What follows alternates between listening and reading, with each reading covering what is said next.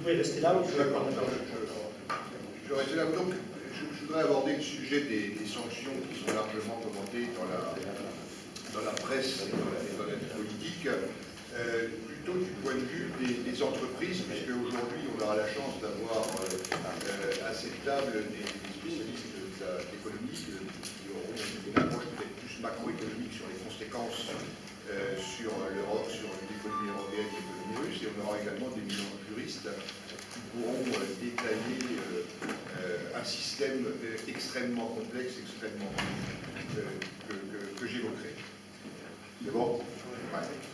Donc, simplement, je voudrais placer ça dans une logique d'entreprise, et à titre personnel, j'ai une bonne partie de mes activités que j'exerce en Russie, au même titre qu'en Asie centrale ou au Moyen-Orient, mais en Russie depuis plusieurs dizaines d'années, et à titre personnel, avec une expérience des affaires avec l'Union soviétique et avec la Russie d'une trentaine d'années. Et pour reparler des sanctions, qui ne sont pas arrivées comme ça, qui ne sont pas tombées du ciel, je voudrais remettre ça un peu en perspective, puisque nous sommes dans une forme de nihilisme juridique international, et qu'on sait que faut espérer pour les relations internationales, mais en tout cas pour les affaires, on a besoin absolument d'un minimum de règles, de réglementation et d'état de droit autant que possible. Alors l'état de droit, on a dit effectivement qu'en Russie, c'est ce qui manquait pour que la Russie atteigne des niveaux d'investissement étrangers qui correspondent à son potentiel économique. C'est certainement vrai, mais je voudrais faire un petit rappel historique. On a dans le monde, dans les affaires avec l'Union soviétique et la Russie, il y a en gros trois périodes. La période soviétique, la période des années 90 et la période, appelons-la la période communiste. Période soviétique, très paradoxalement, pour un pays qui était un pays d'idéologie marxiste, l'état de droit, en tout cas des contrats internationaux, était à son plus haut niveau. C'est-à-dire que les procédures étaient extrêmement longues, complexes en termes de signature de contrats. Le commerce extérieur était tenu par quelques centrales étatiques qui étaient spécialisées d'un point de vue sectoriel. Les négociations étaient souvent longues, elles étaient très techniques, elles étaient très précises. Mais une fois le contrat signé, la signature soviétique valait de l'or, même si les marges n'étaient pas si importantes que ça, puisque les contrats étaient très très détaillés. Et en gros, selon les secteurs industriels, on définissait la marge qui était acceptée pour un exportateur, pour un vendeur de équipement dans le pays. Donc un système extrêmement cadré et sans contentieux pratiquement international, et qui a permis à de grandes entreprises type technique de se développer au cours de toute cette période. Après la chute de l'Union soviétique, on arrive au système complètement inverse, c'est-à-dire corrélativement à l'affaiblissement de l'État, on a un commerce extérieur qui est livré à toutes les forces du marché, si on peut les appeler comme ça, et en ce qui concerne donc les nouveaux opérateurs privés, à la loi de la jungle, et déjà une chute des exportations, un changement de nature, on a plus exporté à ce moment-là des biens de consommation que des biens d'équipement, du fait de la chute de l'investissement, et puis l'absence vraiment de règles. Il faut se souvenir que les années 90, c'était en l'absence de véritables tribunaux de commerce, les conflits commerciaux se réglaient très souvent à l'arme automatique. Il reste que les étrangers, finalement, ont joué un rôle très, très réduit à cette période. On a vendu autant qu'on pouvait, mais la grande répartition du gâteau s'est faite entre Russes, et les privatisations, la création du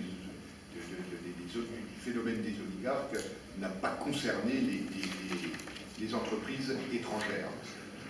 Nous étions dans une période aussi, comment se sont constitués les oligarques, qui se sont constitués sur le défaut de paiement. Tous ont pratiquement été en défaut de paiement, ce qui a permis de ne pas, de ne pas trop souffrir et d'utiliser même les différentes crises, et comme tout le monde le sait, des privatisations massives. Et Khodorkovsky, qui je crois a assez bonne presse chez nous, est l'illustration type de la façon dont s'est monté le business dans cette période.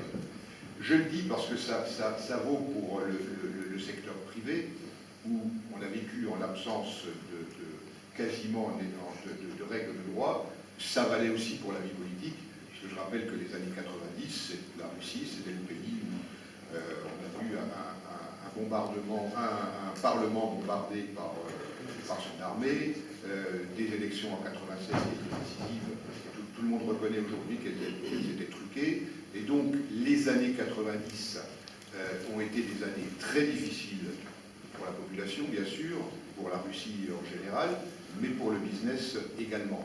Donc il serait paradoxal, comme on l'entend un peu trop souvent, d'avoir une forme de nostalgie envers cette période qui aurait correspondu à l'émergence d'une forme de démocratie. En tout cas, s'agissant des entreprises, il n'y a pas de nostalgie de la Russie des années 90. On arrive ensuite à la période des années 2000, qui correspondent à l'arrivée de Poutine et à la reconstruction de l'État russe. Et c'est là peut-être que la Russie a la plus mauvaise presse, et c'est assez paradoxal en ce qui concerne en tout cas les investissements et les affaires, puisque cette période en fait des années 2000 correspond au développement, à la montée en puissance de l'investissement étranger. Or, mon développement précédent, c'était pour dire qu'il ne peut pas y avoir d'investissement à long terme sans sécurité juridique, ce qui veut quand même dire que depuis les années 2000, on a progressé en termes d'état de droit en Russie, et le développement de l'investissement, on pourra peut-être donner quelques chiffres, en est quand même la démonstration. Alors, j'entends bien, il y a tout de suite à l'idée le cas Yukos. Le cas Yukos, c'est un cas en soi, et je ne suis pas sûr qu'un colloque, même organisé par l'IEC, permette de faire le tour de la question en une journée. Voilà, donc le contexte un peu historique est donc une Russie à partir des années 90 qui se reconstitue en tant qu'État, avec des règles sur la relation entre le grand business et l'État qui deviennent quand même plus claires, et une Russie aussi qui se banalise d'un point de vue économique, une Russie qui s'intègre dans le système international, et l'illustration étant de cette normalisation, étant l'entrée dans l'OMC en 2012.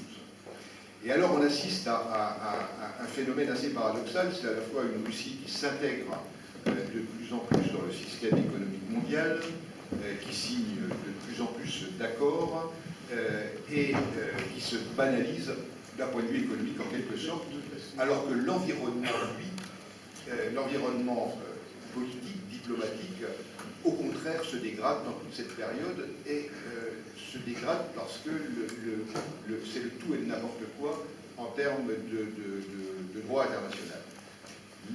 À partir des années, la dégradation très nettement se fait à partir de la fin des années 90.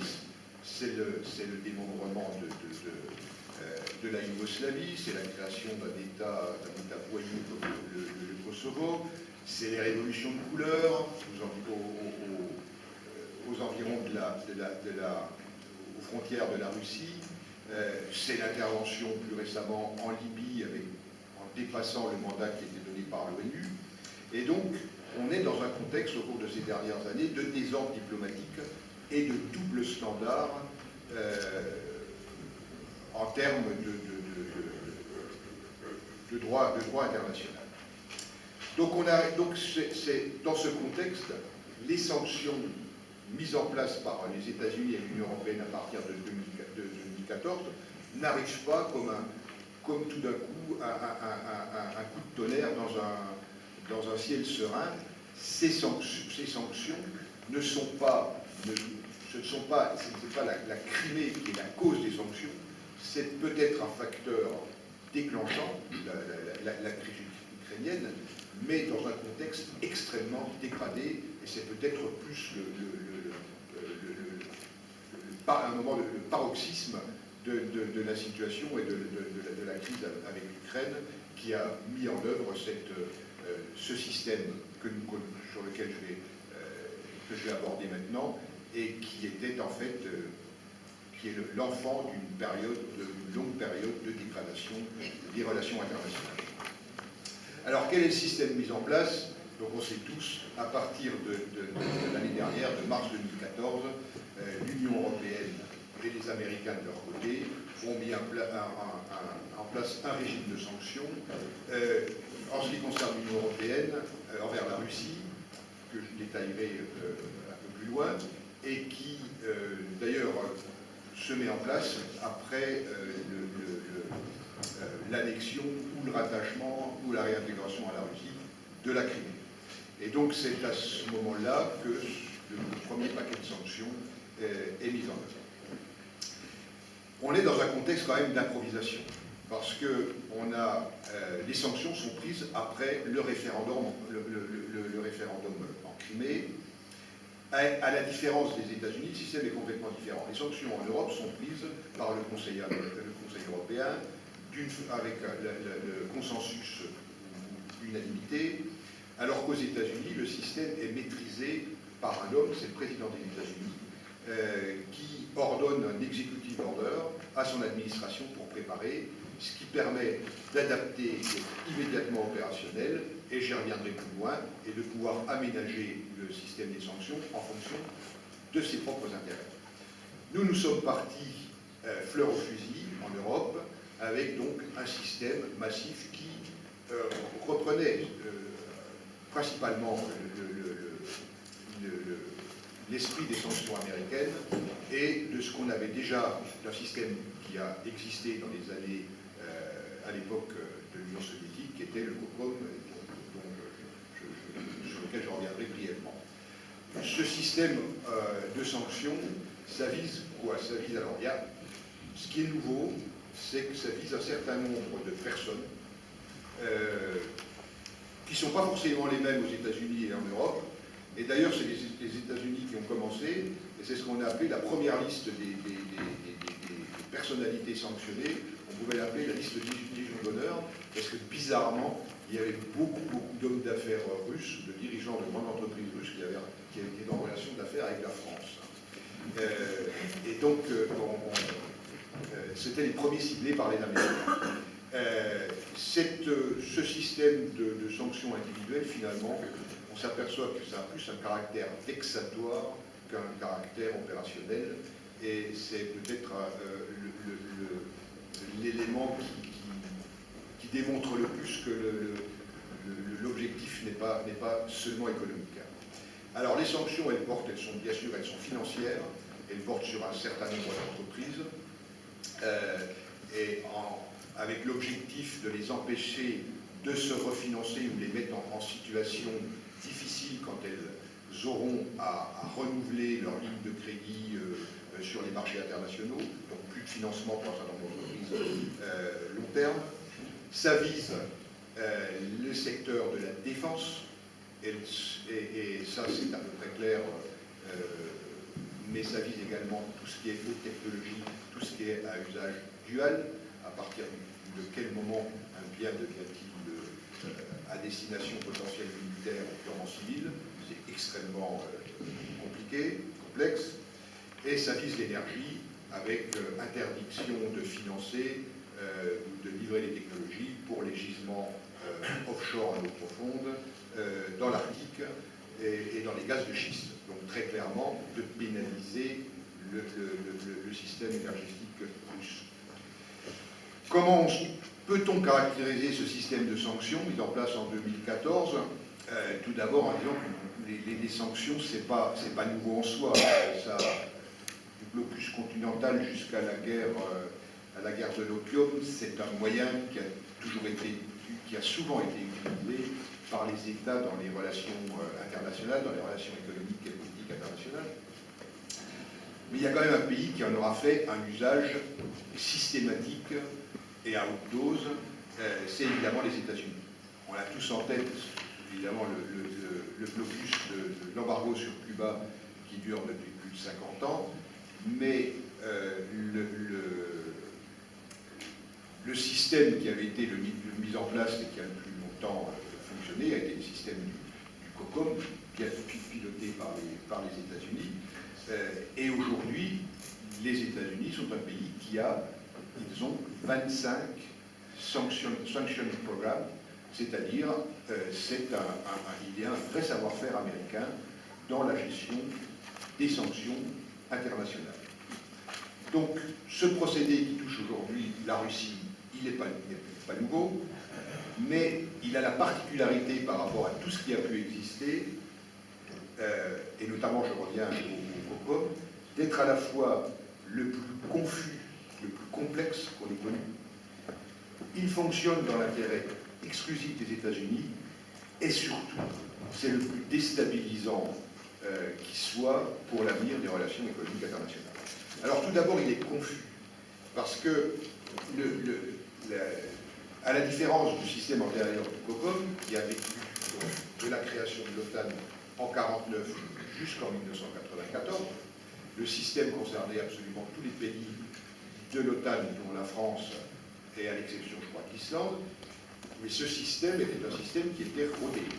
Chaque exportateur, chaque entreprise avait des interlocuteurs dédiés dans son pays, et on passait par un système de demande d'autorisation. Une concertation était régulièrement opérée entre les pays concernés, et en gros, on savait ce qu'on pouvait faire et ce qu'on ne pouvait pas faire. Le système actuel, c'est un système qui est négocié par la Commission, et on sait bien comment fonctionne Bruxelles avec ses 15 000 lobbyistes, et ensuite adopté par le Conseil européen. Et donc aujourd'hui, pour une entreprise qui sera exportatrice de technologies ou d'équipements qui peuvent être concernés par les sanctions, donc on va avoir plusieurs interlocuteurs. Il va y avoir son administration nationale, Bercy, le ministère de la Défense, on est sur le matériel militaire, mais il y a aussi une interprétation qui va être différente à Bruxelles. Et puis, il y a les règles américaines qui sont de plus en plus, j'y reviendrai, des règles extraterritoriales et qui impactent directement les entreprises étrangères. Donc, on est dans un système qui superpose les mécanismes de sanctions où il n'y a pas de pilote réellement, et donc on est dans une grande insécurité juridique. Cette insécurité juridique, elle se traduit aussi, au-delà des sanctions, par le problème qui est posé en termes de financement. Aujourd'hui, les banques françaises, mais pas seulement françaises, sont tétanisées par le financement d'activités en Russie. Elles sont tétanisées en général parce que, effectivement, c'est ce qu'on pourrait appeler le syndrome BNP, pénalité de 10 milliards imposée selon des règles qui n'ont rien à voir avec l'état de droit par les États-Unis. Et aujourd'hui, les affaires avec la Russie sont des affaires qui, pour toute entreprise qui a son agence, sont traitées manuellement. C'est-à-dire, le moindre paiement en Russie, la réception de paiement en France, même sur des montants modestes, sont examinés au cas par cas. On imagine effectivement, compte tenu de l'enjeu de la relation économique, dans quel système on est arrivé aujourd'hui. Et donc on a ainsi des banques qui sont dans ce qu'on appelle en bon français l'over-compliance, c'est-à-dire une forme de surinterprétation pour se protéger de mesures potentielles de rétorsion américaine dans un climat d'insécurité juridique tel que nous ne l'avons jamais connu. Alors la deuxième particularité du système actuel, c'est qu'il profite exclusivement aux États-Unis. Juste pour donner un ordre d'idée, les échanges Europe-Russie, à peu près 400 milliards. Les échanges États-Unis-Russie, 40 milliards.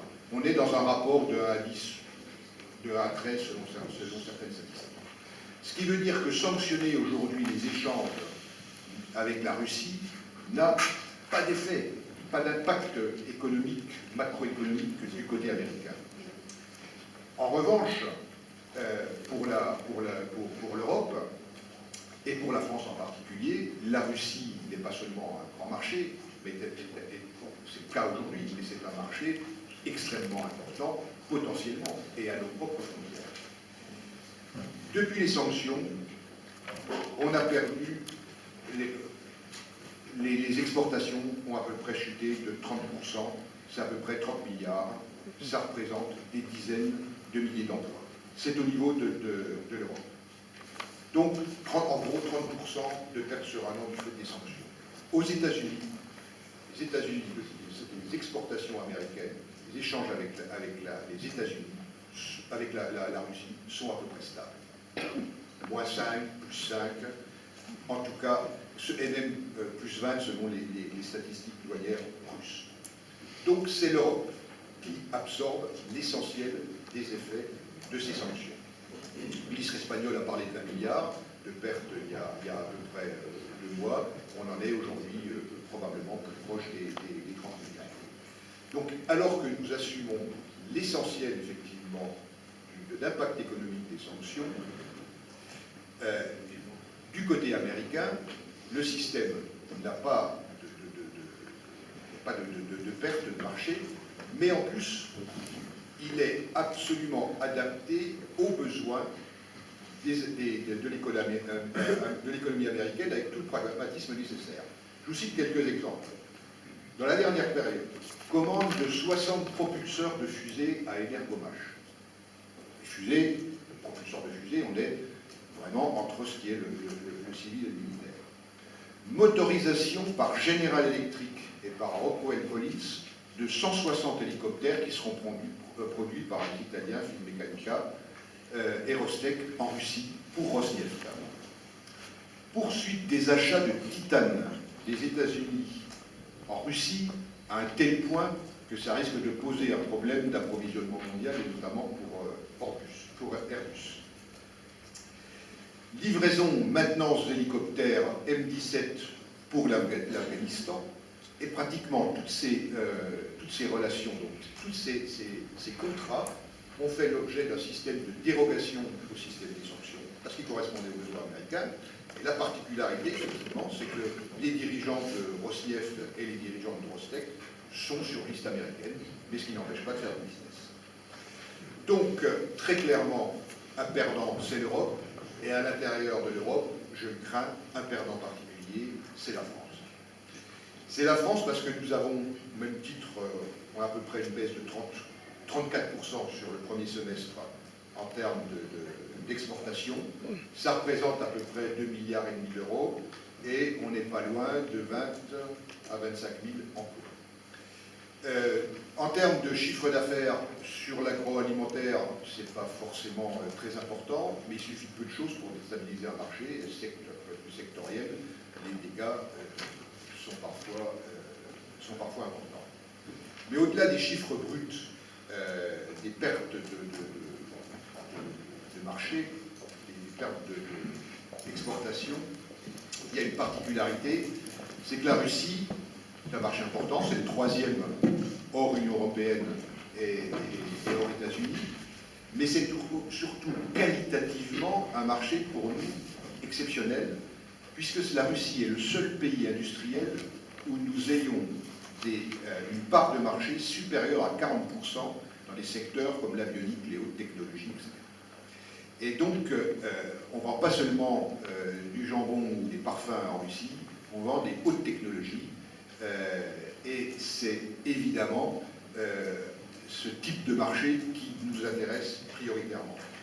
Et ces technologies sont très liées justement à des secteurs de souveraineté et dépendent évidemment de la qualité de la relation politique et diplomatique. Donc, au-delà même du sujet des Mistral, on peut imaginer effectivement l'impact que ça aura pour nous en termes de perte de marché à l'avenir. Enfin, la troisième particularité du système des sanctions pour l'avenir, je crois que c'est la déstabilisation des relations économiques à long terme. Ce système s'inscrit complètement dans un contexte de guerre économique où tous les moyens sont utilisés et y compris les moyens de rétorsion et donc de sanction. On va à l'encontre de ce qui a pu être un mouvement vers plus d'application des règles de droit international, de réglementation du commerce international. Ça s'inscrit aussi, ça a été cité, dans le cadre d'une négociation très opaque, obscure, du traité transatlantique. Et très clairement, le traité transatlantique, Obama l'a dit, c'est la constitution d'un OTAN économique. Donc les choses sont très claires. Il s'agit de mettre l'ensemble de l'Europe derrière la barrière étoilée, parce que finalement, les États-Unis identifient un véritable adversaire pour le siècle, le 21e siècle, c'est la Chine. Et pour ça, pour pouvoir affronter le choc des civilisations en quelque sorte, il faut effectivement que les rangs soient bien alignés. Et là-dedans, dans ce schéma, je crois qu'il y a un pays qui ne rentre pas dans une case, c'est la Russie. Parce que la Russie ne rentrera pas évidemment dans l'Union européenne et elle ne rentrera pas évidemment dans le traité transatlantique. Et dans ce cadre-là, à partir du moment où on ne peut pas intégrer la Russie, l'objectif c'est peut-être de l'affaiblir pour la marginaliser à l'avenir. Donc on est dans un contexte international, je crois, où, du point de vue de nos intérêts économiques, on a affaire à un défi qui est très important, puisque aujourd'hui les États-Unis ont entre les mains potentiellement tous les leviers de la domination politique et économique mondiale. C'est la suprématie militaire industrielle, c'est l'Internet, c'est le droit et c'est la finance. Aujourd'hui, avec le système qui se met en place, effectivement,